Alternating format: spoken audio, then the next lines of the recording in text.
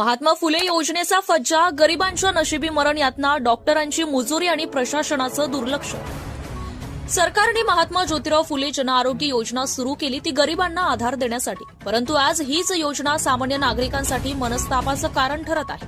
5 लाख रुपयांपर्यंत मोफत उपचार मिळतील अशा घोषणांचे फलक प्रत्येक कोपऱ्यात झळकत आहेत. परंतु प्रत्यक्षात जेव्हा एखादा गरीब रुग्ण रुग्णालयाच्या उंबरठ्यावर पोहोचतो तेव्हा त्याला मिळणारी वागणूक अत्यंत संतापजनक आहे. पैसे द्या तरच उपचार सुरू होतील हा पवित्र अनेक खासगी रुग्णालयांनी घेतलाय. योजनेचे कार्ड असूनही डॉक्टर आधी अनामत रक्कम डिपॉझिट मागतात. जोपर्यंत पैसे टेबलवर पडत नाही तोपर्यंत रुग्णाला बेड मिळत नाही किंवा साधी तपासणीही सुरू केली जात नाही. जर योजना पूर्णपणे मोफत आहे तर मग हे डॉक्टर आधी पैशांचा तगादा लावतातच कसे, असा संतप्त सवाल आज राज्यातील प्रत्येक नागरिक विचारत आहे.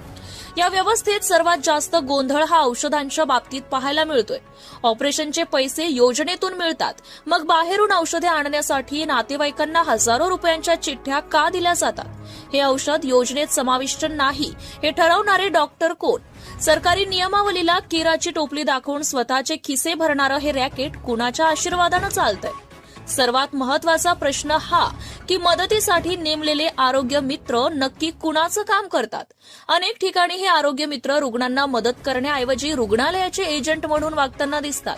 तक्रार करायला जावं तर टोल फ्री नंबर लागत नाही आणि लागले तरी ठोस कारवाई होत नाही. यामुळे नागरिकांमध्ये आता संभ्रम आणि प्रचंड संताप निर्माण झालाय. सामान्य माणूस विचारतोय, आम्ही जगायचं की मरायचं? आणि ही योजना आमच्यासाठी आहे की डॉक्टरांचे खिसे भरण्यासाठी? शासनाने आणि आरोग्य विभागाने या प्रकाराची गंभीर दखल घेणे गरजेचं आहे. केवळ जाहिरातींवर पैसे उधळण्यापेक्षा जमिनीवर रुग्णांची होणारी लूट थांबवणे हे सरकारचं कर्तव्य आहे. जोपर्यंत दोषी रुग्णालयांवर कडक कारवाई होत नाही, त्यांचे परवाने रद्द केले जात नाहीत, तोपर्यंत गरिबांच्या जीवाशी चाललेला हा खेळ थांबणार नाही.